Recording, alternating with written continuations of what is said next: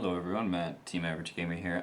Bringing you a different sort of deck. As any of you who follow our channel or anything know of us, especially at Coon Rapids or anything, Samurai is like our favorite decks to run. 3 people in the group ran it at one time. Now it's only down to 1, thank God. But I had trouble looking for my own deck for a long time. I was copying Sean and his Samurais for the longest time, and I decided to get my own flavor, so I built this Gallus OTK deck, and that was fun, but then Glow Ball got hit, and I was sad. Tried agents, didn't like them, I didn't have tour guides or anything, so I couldn't use them. Every other deck I wanted to run was way too popular to run, or way too expensive, like windups. I wanted to run the hand loop just for instant wins, because I'm kind of lazy. And then I stumbled upon this deck, and then I net decked it from Anthony Alvarado, I think it was, when he topped it back in the day. It's Karakuris, but then I put my own little twist onto it, and there's a deck similar to this that topped the regionals. I forgot where, like a chick ran it, and that's the only reason the video got views is because a woman topped regionals, because, you know, that never happens in real life. It's kind of similar to her, but there was cards in there I really didn't like and cards I really did like, and then there's cards in here that I like and really don't like so far, and if you have any suggestions on what I could run or change, let me know. So the monster lineup is the obligatory Dandelion. Dandelion is there because Karakuris have the trouble with level 6s and level 5s.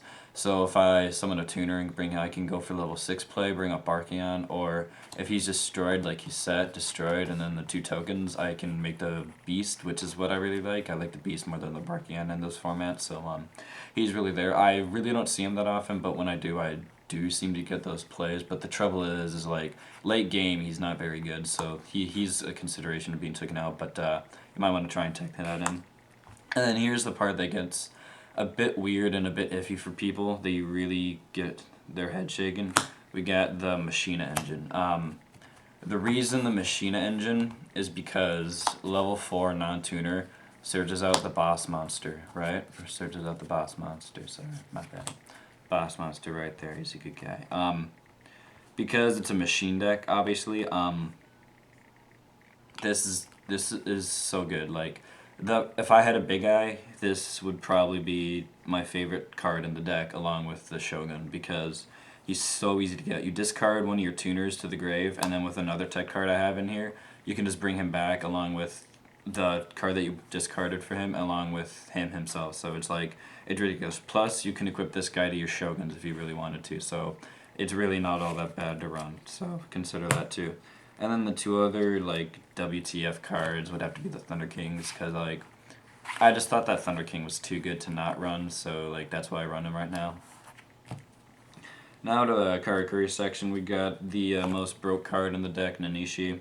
The reason I really love her is because, let's just say, like, you had a soldier set. I run 2 soldiers, so let's say you had 2 soldiers set, or like a soldier set, they attack into them, you summon her out in attack mode, and then what you can do is you basically just normal summon a gear frame, and then you get gear frame's effect, grab your fortress, and then you can normal summon like a level 4 non-tuner Karakuri monster, or a level 4 non-tuner Karakuri monster, or even a tuner Karakuri monster, because at that point you're making your level 7 or your level 8 plays, so she's just ridiculous in the deck, and if the deck ever picks up steam, I believe that she's probably the one that's going to get banned first, so yeah, that's why her. She's just too good not to run. Level 3 tuners are just so good.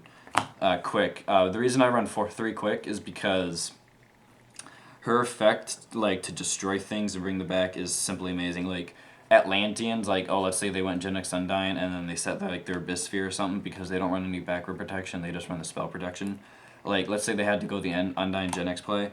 Like, you summon her, like, and then you go off your synchro plays, you bring out another copy of her, and you attack, you just brought back another tuner for their 1 Gen X Undyne that they just kind of wasted. So, to me, like, she's so worth running. Like, she can be a problem if, like, you get more than one of her in a hand, but that's what the Fortress is for, because, like, the Fortress is never dead, and then that way she's never dead, or she, like, always has a use.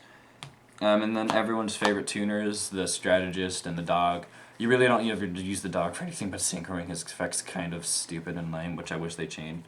But his effect is so ridiculously cheap. It's almost unfair that he's not banned or anything because, like, Geargia, whenever they, like, do the Karakuri plays, they bring him out, change your defense position monster to attack mode, and then they synchro again, and then they just attack. Him in this deck is ridiculous because you can draw either 2 cards off your 2 level 8 Shoguns that you more than likely brought out really easily, or you can, like, let's say that they're just turtling and they have 2 set cards on the field and you don't know what they are, and, like, you know it's not Chaos Dragon, so you're not afraid to flip them. Like, and that way you can just see how bad they're really bluffing, how bad of a situation they're in, and that gives me, at least as a player, like, ideas to OTK them, and that's really what this deck is based on, the OTK, and it gets it out pretty consistent. Hypa is just really there as a level 4 non-tuner, plus if you go 2 Shoguns plus him, you basically have game, because they're probably going to surrender, or I'm pretty sure that's actually exact damage and what you need to, so I haven't done the math in a while because I haven't gotten that combo off because I just synchro with him.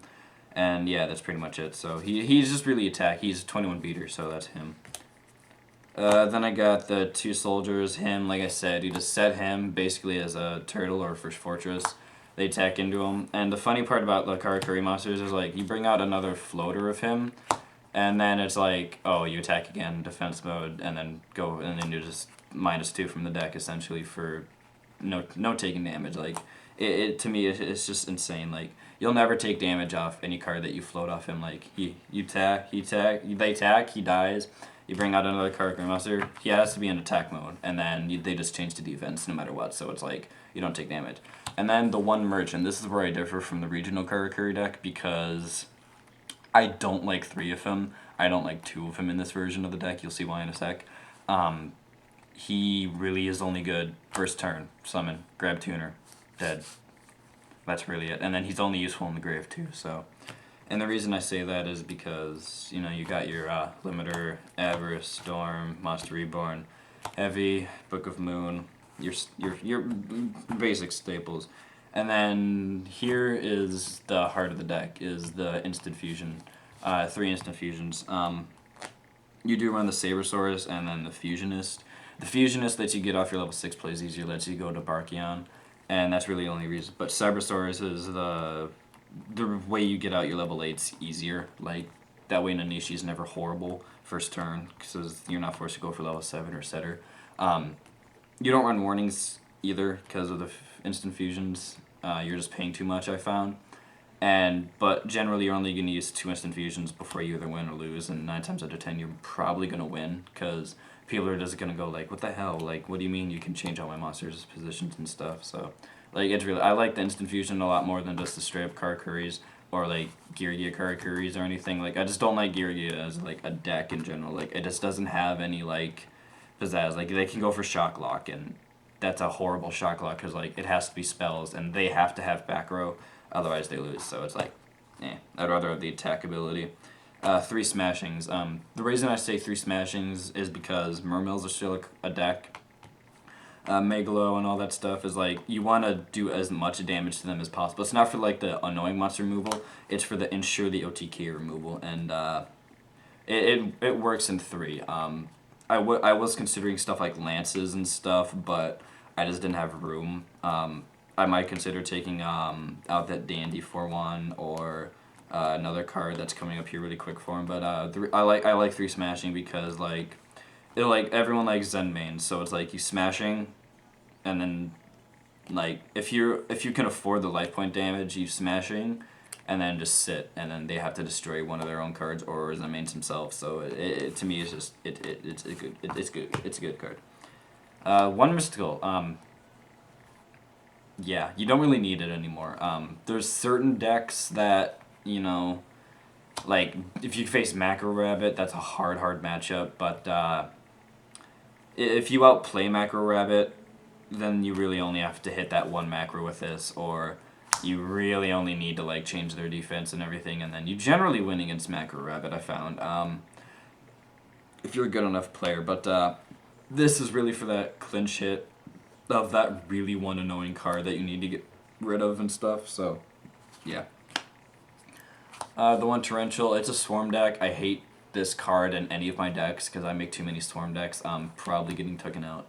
Like yeah, there's a rule of like you don't always open like decent hands, and you're not always gonna open perfect hands. So like you should run two and stuff. But like I don't feel like that's true for this deck. I feel like it's a consistent enough deck where you have enough plays to at least survive. And like the torrentials helped me like twice maybe, but I mean, for the most part, it's a late game card whenever I draw. Like, and that might be changed with two, and I might see a different result with two. But I just don't like two torrential. Like in my macro rabbit deck that I built, I love two torrential because you don't always open the ideal hands, and you want to just turtle. But this is a OTK swarm deck, and I don't know. To me, torrential just is counterproductive. And then here's the troll card that is just hilarious. You got your three Call of the Hunt. It's Insectors run it. Plants used to run one of it, so I figured why not run three in a synchro deck, because this is what that deck does. This is what the deck does. You synchro summon. You don't exceed unless you really, really have to. I'm sick of exceeds. They're so BS. Like, no. But like this way you can bring back your tuners or your non-tuners, or you can even bring back your dandy and a clinch to do anything. It's not that dead in the deck. I at least found that it's never that dead in the deck. Yeah. And the reason we're not running hand traps or anything, or like any trap, like monster removal outside of bottomless, is because like hand traps just aren't needed anymore. Like, okay, what are you gonna do? Stop that one armor flip, or stop that one like mermail card that doesn't do anything when it's on the field? Yeah. So I just don't ever like it. Max C I've never really liked unless you go into like region. This is really a locals deck. I will give you the regional version of it whenever I build it, and if I go to a regionals anytime soon. Um, but yeah, it's really just a local deck, like a local troll deck. Like your friend at school, you can just troll him with it. Bottomless, because we're not running warnings or anything, we need some form of big monster removal and permanent monster removal.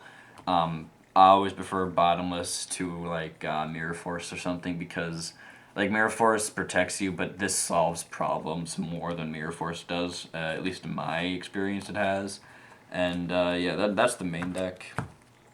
The extra, we've just got Beast, Cataster for the lulz, Barkion, the heart of the deck, which is I run 3 level 7s, and the reason I run 3 level 7s is because with the Instant Fusion build, yeah, you can get the level 8 out more, but to me the level 7 version has become far, far more useful.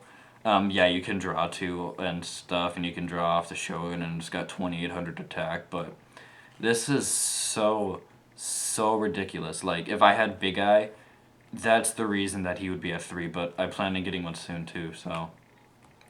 But like, if they're turtling, or like Rabbit like has no idea what you're doing, or any other player has no idea what you're doing, or like relies on that defense position card, or relies on that monster being in attack mode, you just change the battle position and you just destroy. Like, it's ridiculous. Like, it's ridiculously simple to OTK in this deck because of him, because you just wrecked one of their floaters into attack mode. Like, you don't know how many times like that you've gone set Sangan and like set 2 back row, and those 2 back row is BS, and so summon him out, and then they're like, oh, what's that guy do? They read him, and then like I flip into attack mode, and then their face just drains of like color because I just inflicted 1600 attack plus whatever else I got on the board for basically nothing. So, but if I had a quick, I would have attacked with quick, and then got out another one of these.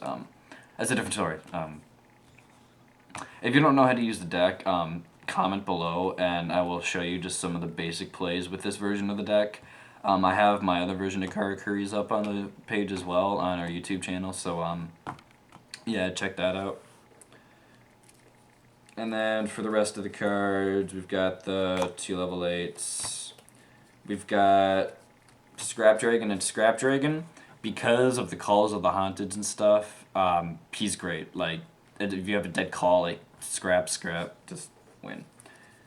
Stardust, whenever you feel like they have like too many back row or something, and you're just afraid of attacking into it outside of D prison, which isn't really seeing all that much play, but it's seeing more and more, so this is becoming slowly more and more useless. But because you're not running the Starlight Road, you need some form of protection from mass destruction. So the reason I say Stardust is because people are running 2 Torrentials and 2 Mirror Forces right now, so yeah.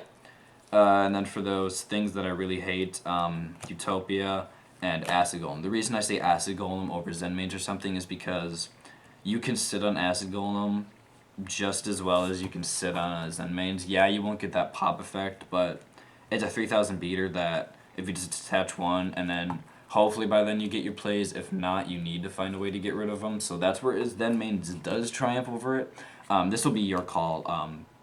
Like if you like the Zen Mage protection, go ahead. But if like me, you like the OTK heavy beater protection, go for the Acid Golem. And then 2 Cyber Sources. Yes, this is not a Cyber Source, but yeah. The reason I say 2 is because he can be bottomless, so that's why you run the 2. You really only need 1 for the deck to just explode, but yeah. And then the Fusionist because you need the level 3. There's the deck profile. I know I stutter a lot and everything like that, but yeah, if you enjoyed the content, just subscribe, like the video, leave a comments or like suggestions or anything that you want. Just leave us some feedback so we know that you're not just like clicking on the video and going, oh, this guy sucks. That'd be appreciated. So thank you for sticking with me this long if you have. And Matt, T.A.G Gamer. I'll have hopefully a dual video coming up in about 2 weeks because I can really only post once every other 2 weeks. That's when I get together with the team, and that's when I go to my locals and everything. So yeah. Like I said, Matt, T.A.G Gamer, signing out.